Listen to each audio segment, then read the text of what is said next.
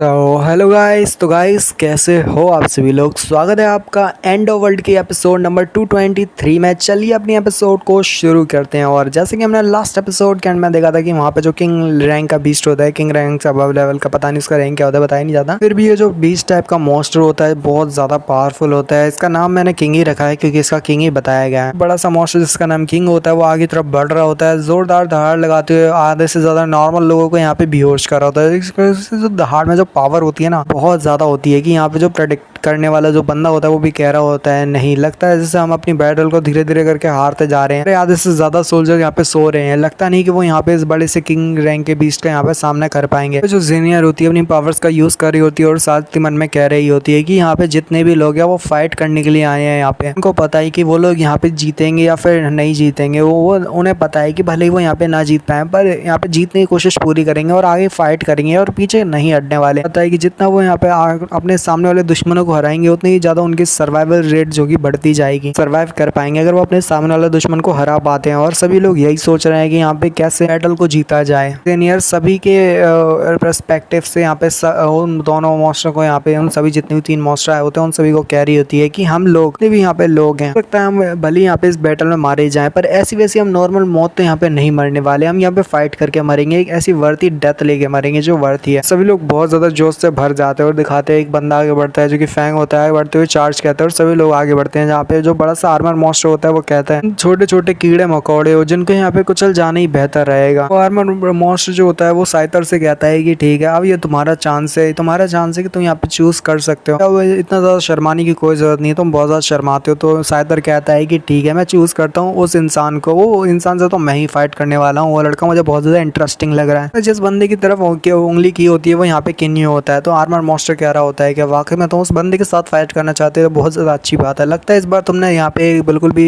नहीं की और अच्छे बंदे को चुना है जो कि वर्थ है तुम्हारे साथ फाइट करने के लिए। वैसे मैं भी यहाँ पे बता दूं कि मैंने भी किसी कमजोर से एरे को नहीं चुना, मेरे ख्याल से ये लड़का भी बहुत ज्यादा स्ट्रॉन्ग है तो मैं इसके साथ फाइट करूंगा। और साथ ही दिखाते हैं उसने येलो एयर वाले बंदे को साथ चुना होता है कि वही प्रेडिक्ट वाला बंदा होता है जो कि प्रेडिक्ट कर लेता है कि आगे क्या मुसीबत आने वाली है। तो दिखाते वो जो आर्मर मॉन्स्टर उसके ऊपर हमला करता है स्पीयर से, तो साथ वाला बंदा यहाँ पे इग्नोर कर देता है, साथ ही डॉच करते उसके हमले को बच जाता है। तो यहाँ पे बंदा कहता है कि इसने शायद यहाँ पे प्रेडिक्ट कर लिया था। सॉरी मॉन्स्टर्स की पावर के बारे में नहीं जानता। वो कहता है कि जैसे मैंने एक्सपेक्ट किया था ये बंदा बहुत ज्यादा स्ट्रॉन्ग है, एक अच्छे इंसान को ही चुना है अपने साथ फाइट करने के लिए, ये कह रहा होता है। तो अच्छा तुम हो जो इसके साथ मुझे यहाँ पे फाइट करनी है तो फिर कोई दिक्कत नहीं, आ जाओ फिर फाइट करते हैं। वैसे तुम यहाँ पे चूज किसको कर रहे हो, तुम यहाँ पे ऐसे हमको चूज करो जैसे यहाँ पे कोई वेजिटेबल खरीदता है सुपर मार्केट से। तुम्हें क्या लगता है क्या तुम यहाँ पे कोई इंसान हो, क्या वाकई में हम तुम्हारे लिए वेजिटेबल के समान है जहाँ पे तुम हमें चूज करोगे, जिसके साथ तुम्हारा मन होगा अच्छा खेलने का तो उसी के साथ खेलोगे। तो यहाँ पे बंदा कहता है अब बकवास बहुत हुआ, चलो फिर आगे बढ़ो, मुझे तुम्हारे साथ फाइट करनी है। और वो बंदा साइतर आगे बढ़ता है और साथ ही किन्यू के पर हमला करता है, पर किन्यू आसानी के साथ उसके हमले को रोक लेता है। जब उसके साथ टच में आता है तो यहाँ पे बंदा कह रहा होता है गोल्डन ब्लड लाइन, और साथ ही तुम्हारे पास सोल रिफाइनिंग इंसेक्ट भी है, बहुत ज्यादा एक्सीलेंट है। यहाँ पे सोल रिफाइनिंग इंसेक्ट के साथ तो बहुत ज्यादा मजा आएगा। इसके साथ तो तुम्हारी जो ब्लड की पावर होगी और भी ज्यादा एनहेंस हो जाएगी और साथ ही पावर तुम्हारी बढ़ जाएगी। ब्लड सील इनक्लेव है ना, उसका जो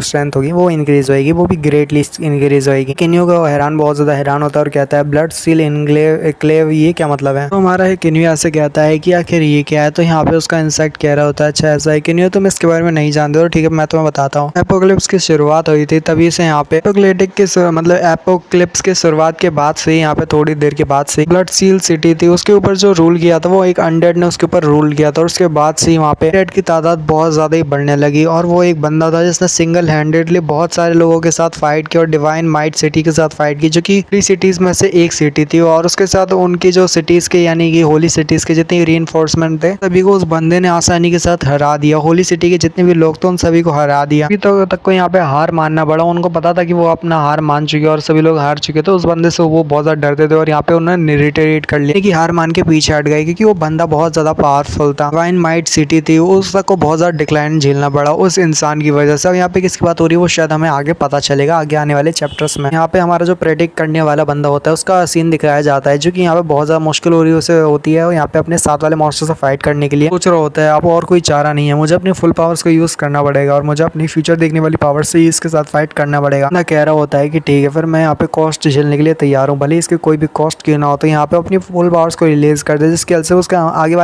आने वाले हम लोग को देख सकता होता है और वो कहता है अच्छा ठीक है तो तुम यहाँ पे हमला करने वाले हो तो फिर तैयार हो जाओ। उसके साथ दिखाते जब वो मॉन्स्टर अपना हमला चलता है उसके मूव उसको ठीक से पता होता है कि वो कहाँ पे हमला करेगा, तो आसानी के साथ उन सभी को डॉच कर लेता है। तो मॉन्स्टर बहुत ज्यादा हैरान हो जाता है और कहता है ये लड़का किस तरह का इंसान है और किस तरह का ह्यूमन है जहाँ पे ये मेरे हमले को पहले ही प्रेडिक्ट कर लेता है और साथ ही उसको डॉच भी कर लेता है। हमारा जो बंदा होता है येलो एयर वाला वो वैसे ही करते जा रहा होता है और उसको यहाँ पे बहुत ज्यादा परेशान करते हुए बंदा कहता है आखिर यहाँ पे चल क्या रहा है, मुझे गुस्सा दिला रहे हो तुम और कुछ नहीं है, गुस्सा आ गई ना देखना तो यहाँ पे मार डालूंगा। तो यहाँ पे जो बंदा होता है येलो एयर वाला वो कहता है अच्छा ठीक है मरो, और इसके साथ वो इंजेक्शन होता है ना बंदे के पीछे की तरफ लगा देता है। जब वो इंजेक्शन से लगा देता है तो आर्मर जो बंदा होता है वो कह रहा होता है आखिर ये क्या है, तुमने यहाँ पे किस चीज का यूज किया है। तो जहाँ पे येलो एयर वाला बंदा होता है वो कह रहा होता है जैसे मॉन्स्टर के लिए तो ये जीन डिसइंटीग्रेटिंग पॉइजन का बहुत ज्यादा जरूरत पड़ता है, तुम जैसे मॉन्स्टर को हराने के लिए काफी ज्यादा काम आता है। जो पॉइजन है ये इवल सॉर्सरी सिविलाइजेशन से जो ट्रेजर है बहुत ज्यादा काम का है। वैसे जो ट्रेजर है ये वो सबसे पावरफुल मॉन्स्टर के लिए मैंने बचा के रखा था, फिर भी तुम मॉन्स्टर वर्ती हो इसके साथ मरने के लिए और ये तुम्हारे ऊपर काम करने के लिए ज्यादा वर्ती रहेगा। जो मॉन्स्टर होता है आर्मर मॉन्स्टर वो कह रहा होता है कि ये कमीने गई क्या तुमने यहाँ पे पॉइजन का यूज किया है। बाद वो जो अपना बड़ा सा हेलमेट होता है उसको निकाल देता है और कहता है सीक्रेट आर्ट्स, और जब वो यहाँ पे सीक्रेट आर्ट्स कहता है दिखाते हुए अपना धुएं वहीं गायब हो जाता है, स्मोक होती है और वहाँ पे वो गायब हो जाता है। तो बंदा कह रहा होता है क्या वो इंसान यहाँ पे एस्केप कर गया। बड़ा सा मॉन्स्टर होता है अपना हेलमेट निकाल के वहाँ पे स्मोक क्रिएट होती है और वो यहाँ पे गायब हो जाता है। तो बंदा कह रहा होता है क्या ये इसकी कोई सीक्रेट एबिलिटी है, ऐसी वाला सीक्रेट एबिलिटी और आर्ट्स हो सकती है तो बहुत ज्यादा अजीब है, ये अजीब तरीके की स्पेशल स्किल के यूज क्यों कर रहा है। दिखाते वो बंदा अचानक घुटने पे आ जाता है और बहुत ज्यादा उसे बहुत ज्यादा एक झटका सा होता है ना एकदम कि ये हुआ क्या, कि वो अपने फ्यूचर को नहीं देख पा रहा होता और वो कहता है कि क्या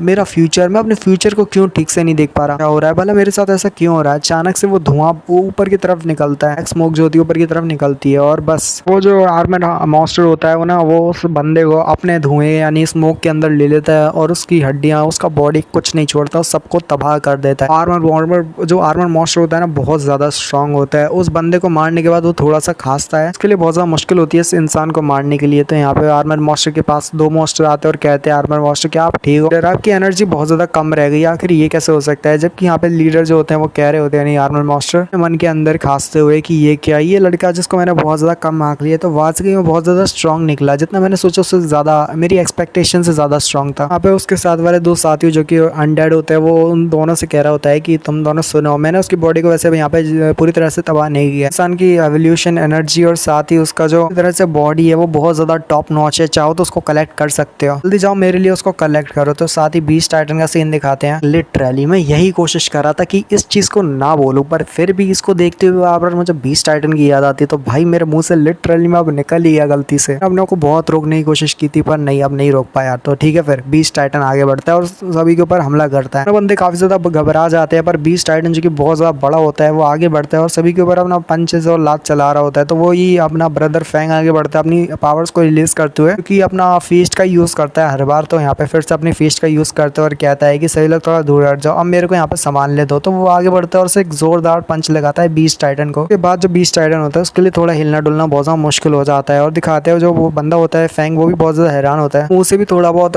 खून निकलता है पर वो कहता है कि मैं ठीक हूँ और जल्दी से अपना हमला चलो अब तुम्हारी बारी है। उसके बाद लड़की आगे बढ़ती है और कहती है ठीक है फिर हमारी वेन से वो कहती है कि चलो वेन आगे बढ़ो, अब ये तुम इसको मार डालो और डेथ कर दो। उसके बाद उसकी लड़की की वेन आगे बढ़ती है और वो बीस्ट टाइटन को जकड़ने लगती है और हर तरह से पूरी तरह से उसको जकड़ लेती है। तो लड़की कहती है मैंने इसको होल्ड कर लिया है, पूरी तरह से रोक के रख लिया है, तो तुम आगे बढ़ो और तुम्हारी बात। इसी के साथ ये वाले एपिसोड को यहीं पे खत्म करते हैं। ये लाइक और पसंद आता है, मिलते हैं अगले वीडियो में,